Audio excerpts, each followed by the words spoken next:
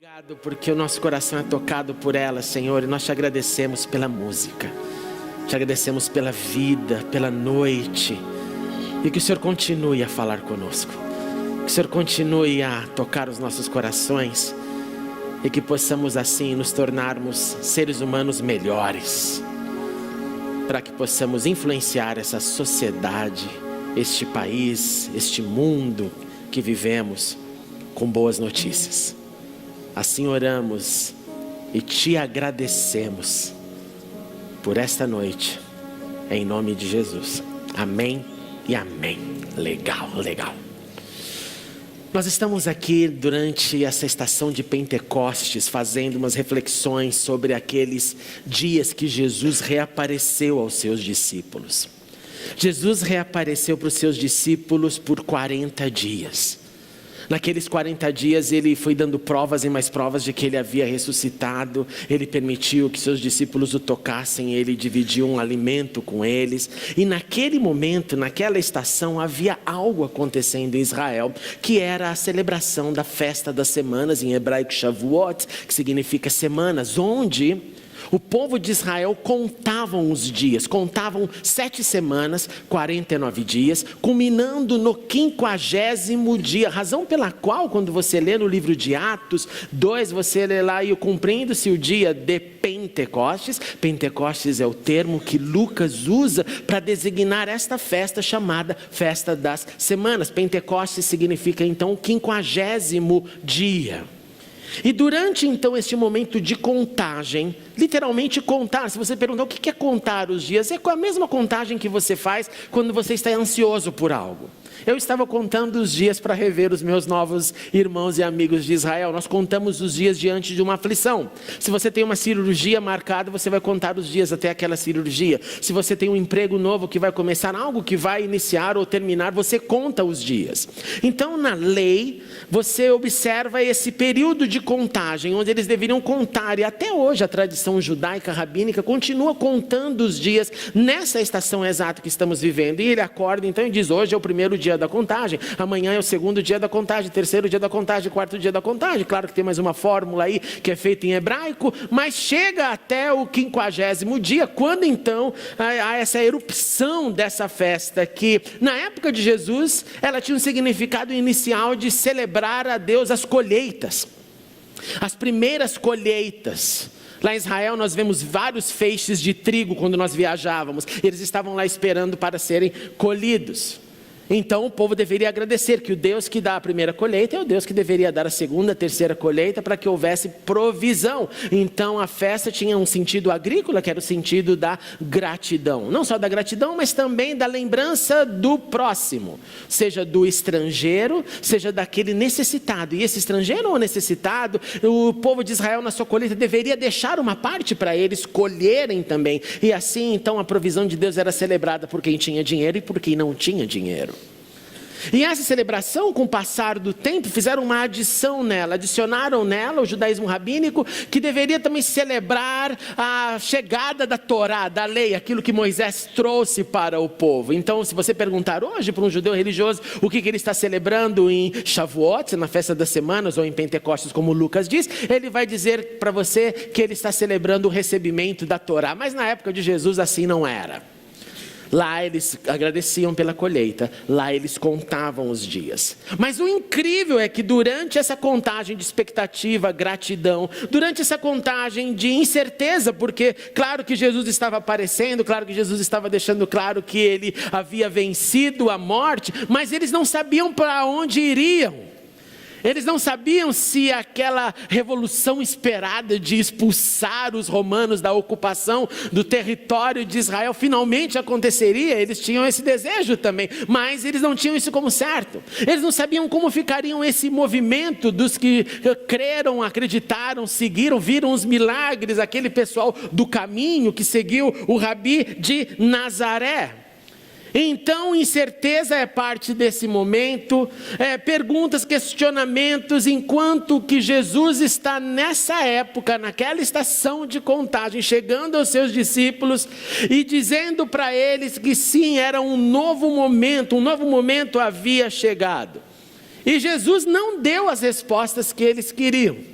Jesus não deixou tudo claro para eles. Olha, então, agora que eu cheguei aqui, vai ser assim, assim, assado. Você faça isso, Pedro. Você, João, faça aquilo. André, vai para lá. Não, ele estava ainda no momento de espera. E então nós estamos nessa estação estudando sobre os reencontros, as aparições.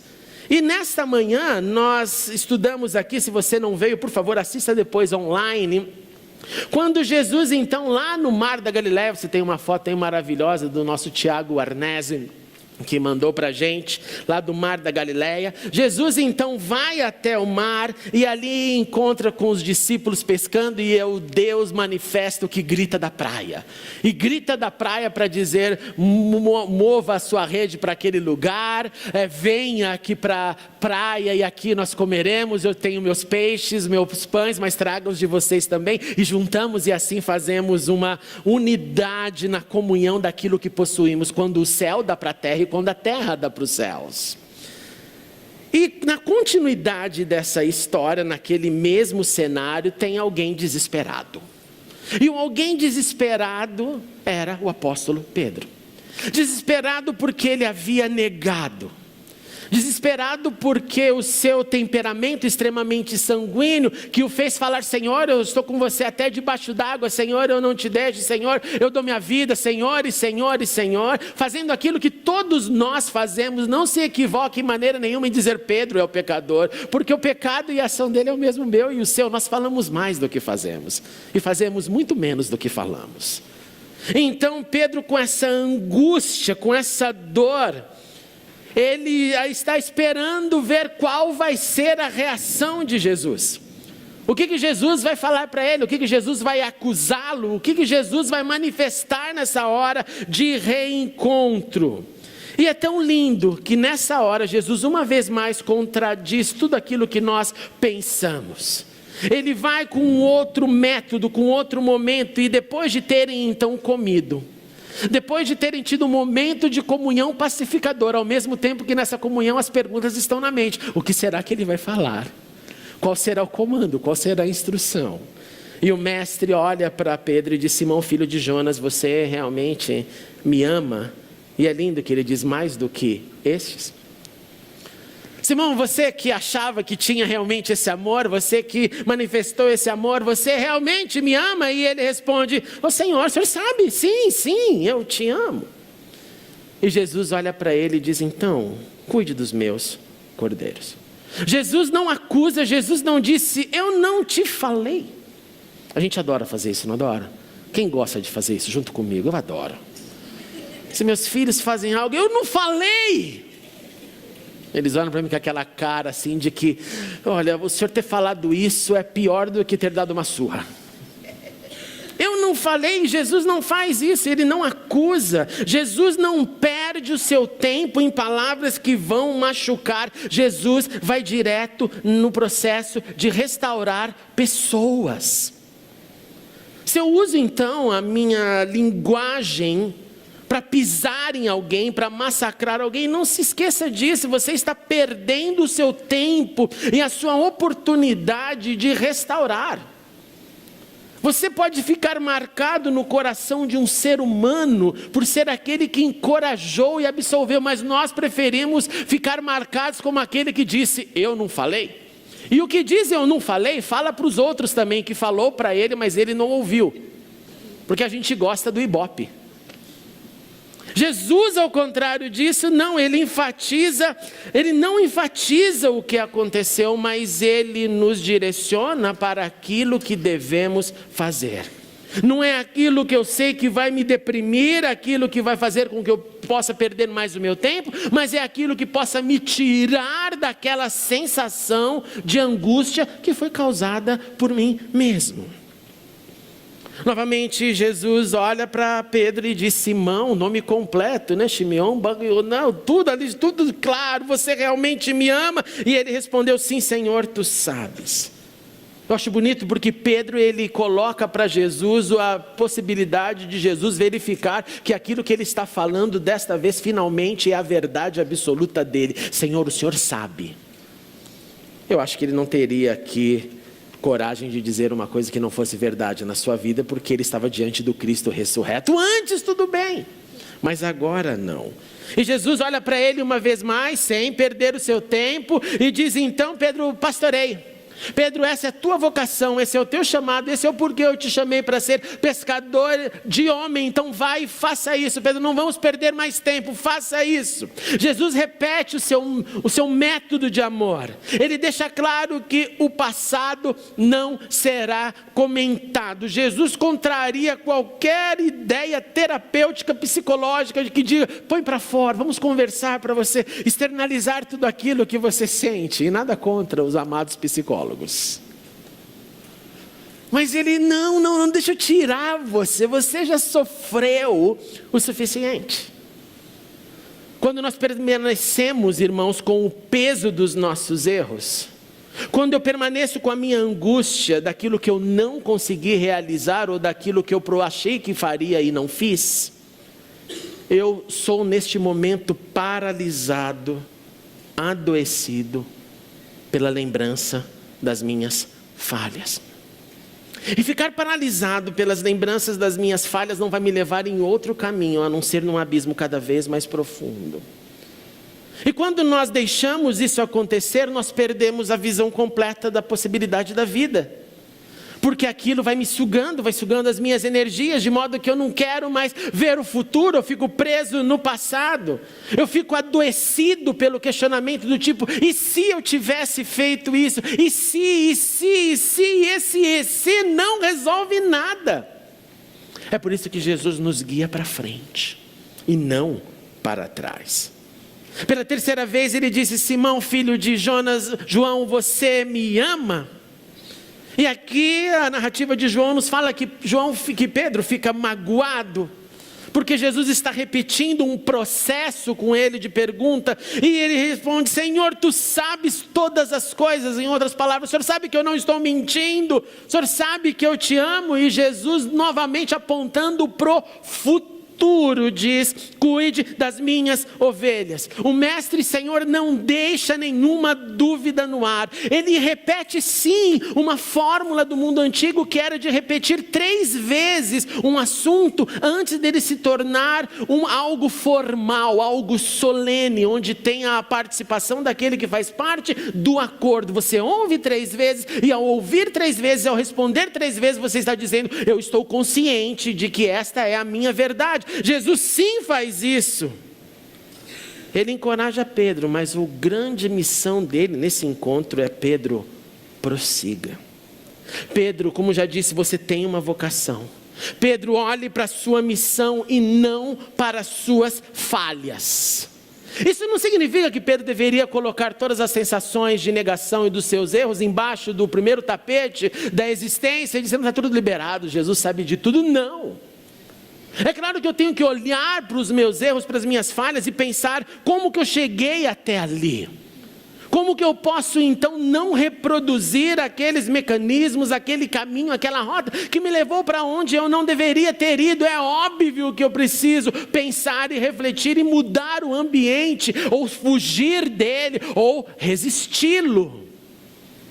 Então, não olhar para o passado não significa o abandono do que fiz, que não corrige, mas significa que eu tenho que olhar para aquilo que é o alvo da minha vida, e deixar com que o passado, com o meu erro, só faça eu estruturar um presente melhor, para não me tornar sequestrado pelos erros repetitivos, dos quais todos nós somos sequestrados.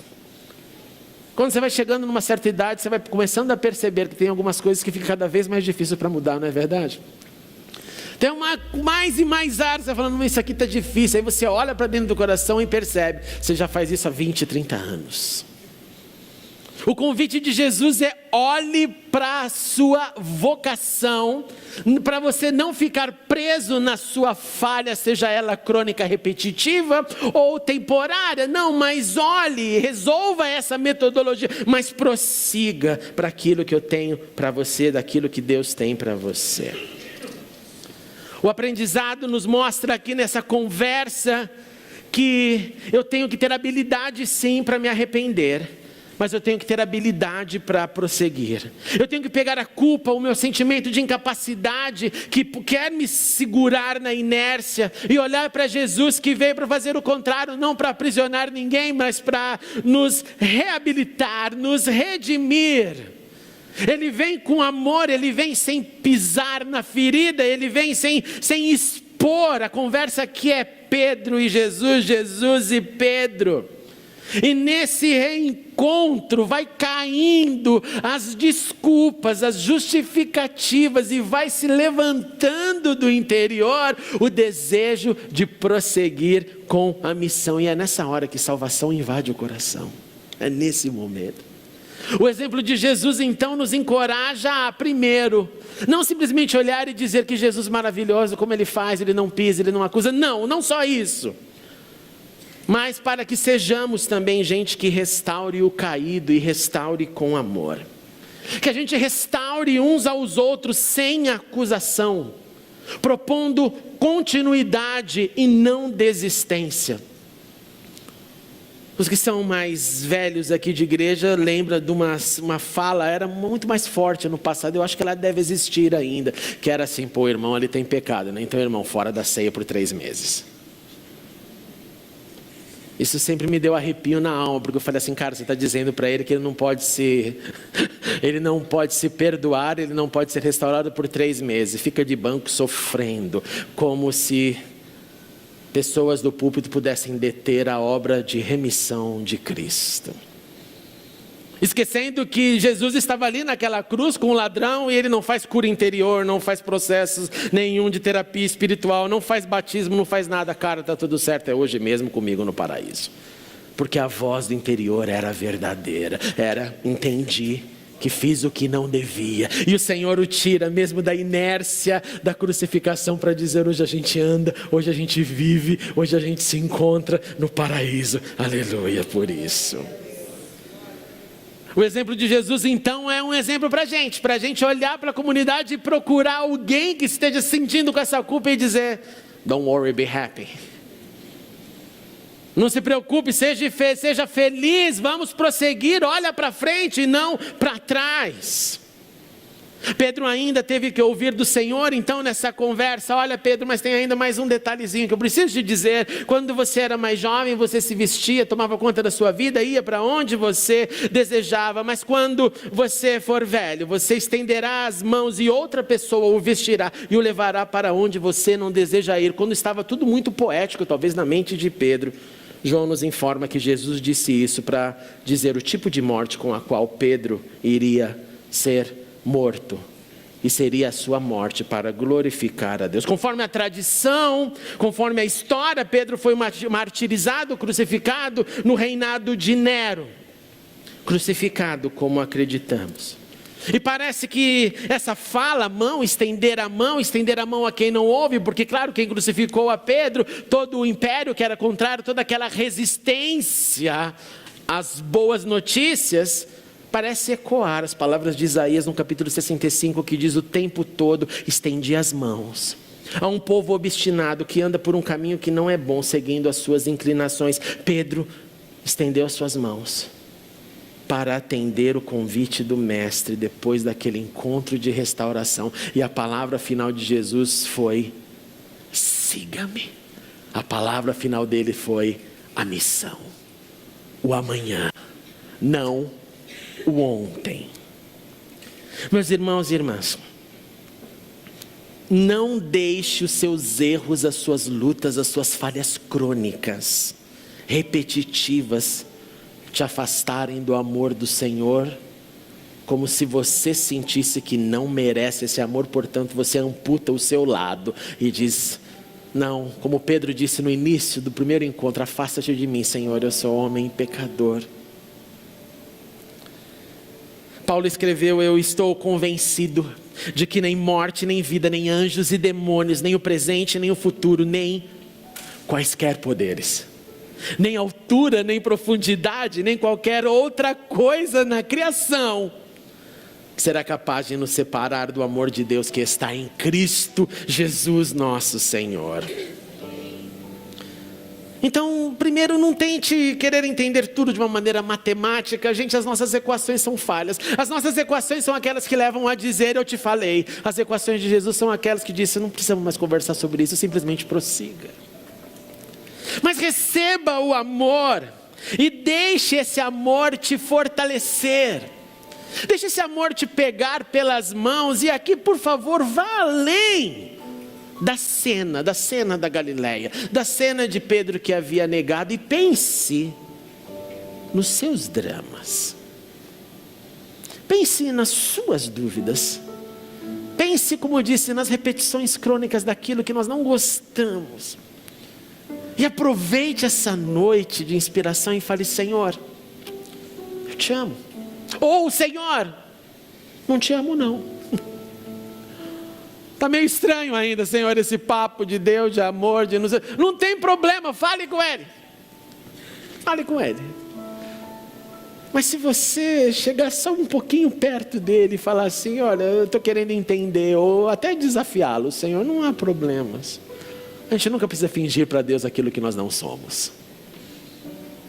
Ele vai ir diante de você com amor, não com pedras.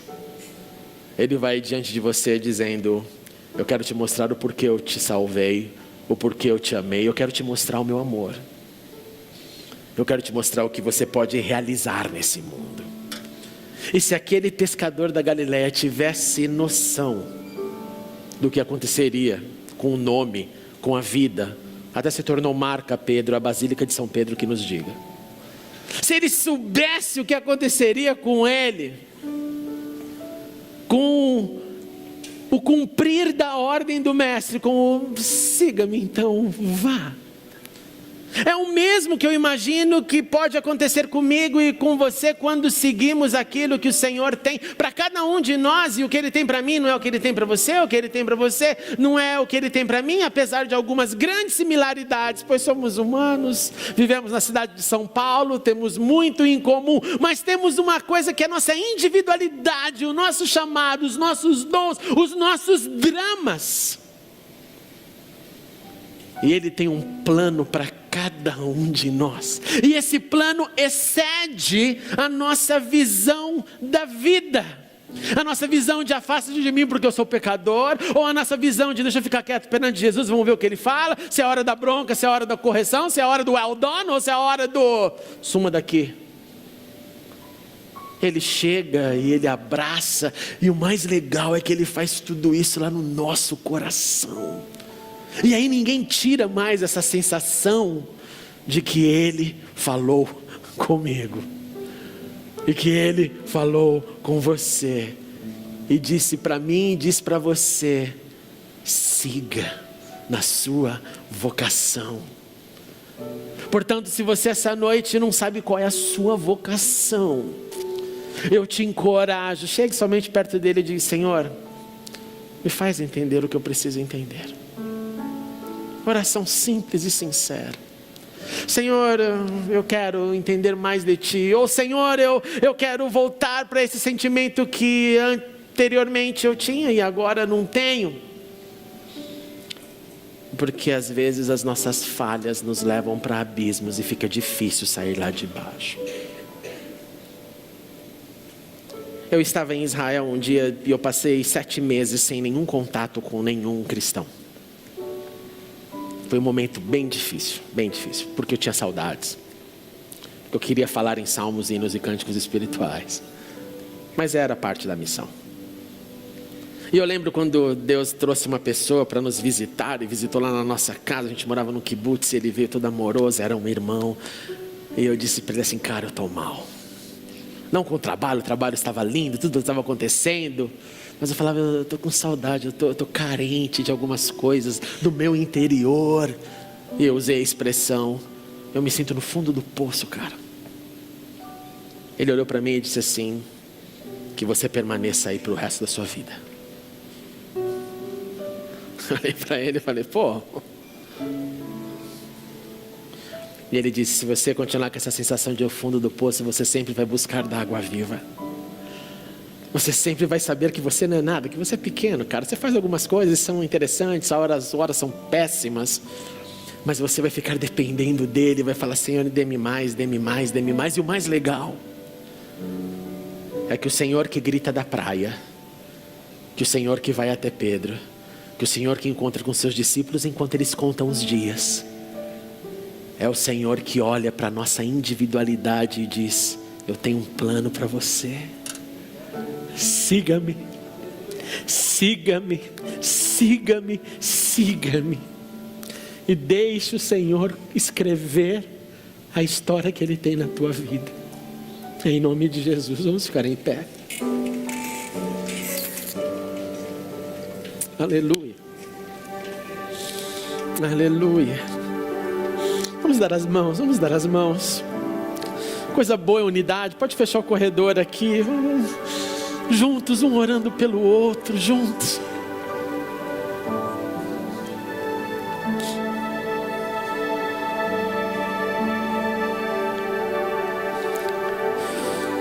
Sim, Senhor. Sim, Senhor, nós chegamos diante de Ti com todas as nossas falhas, com todas as nossas frustrações, com todas também as vitórias e dádivas e dons, com tudo, Senhor, que nós somos, com incerteza, com fé, com crença e descrença, com tudo, Senhor, com vergonha e com orgulho. Nós chegamos diante de Ti, Senhor, porque sabemos que quando chegamos diante de Ti, as Suas palavras vêm para consolar e não para julgar e pisar ninguém. Assim como o Senhor fez com Pedro, Senhor, naquela estação de Pentecostes, o Senhor vai até ele para dizer, para falar sobre o futuro dele, não sobre o passado. E eu te suplico que nesta noite o Senhor coloque no nosso coração a esperança e a força para encararmos a vida hoje rumo ao futuro, Senhor. Porque nós nada podemos fazer com o passado, Senhor. Nós podemos pedir perdão, nós podemos brigar hoje para nos corrigir, para mudar, para vencer as nossas lutas. Sim, nós podemos, Senhor. Mas o que passou, passou, Senhor. E obrigado porque o Senhor não fica lá remoendo o nosso passado. Pelo contrário, né, Senhor? A Tua palavra diz que dos seus pecados eu não me lembro mais. Obrigado por isso, Senhor. Mas dá-nos dessa noite essa sensação, cada um na sua vida, cada um no seu momento de vida, de fé, de espiritualidade, de crença ou descrença, não importa, Senhor. Coloque o Teu toque de amor em cada um dos nossos corações. E ajuda-nos a acreditar que o Senhor tem muito, muito para fazer em cada uma das nossas vidas. Para que vivamos com significado, para que vivamos para reconciliar outros, para animarmos o próximo, para não pisarmos em ninguém quando este já se sente pisado pela vida. Oh Deus, faz-nos uma comunidade de gente que conserta com amor, esperança e visão do amanhã e não lembrança do passado, em nome de Jesus. E que assim, Senhor, possamos continuar aquilo que o Senhor fez em cada reencontro naquela estação de Pentecostes. Que sejamos nós, estes indivíduos que ao nos encontrarmos com gente, possamos trazer esperança, seja nas nossas casas, seja nos nossos casamentos, seja nos nossos relacionamentos, nas nossas amizades, sejam com aqueles que nos cercam no ambiente de trabalho, sejam com quem for, Senhor. Que sejamos instrumentos de vida, reabilitação, reconciliação e esperança. Em nome de Jesus, nosso exemplo maior, a quem aplaudimos e adoramos. Glória ao nome dele. Aleluia. Abrace quem está do seu lado e diga: sigam, sigam, sigam. Que legal. Sigam, ele tem algo lindo para você. Aleluia. Aleluia.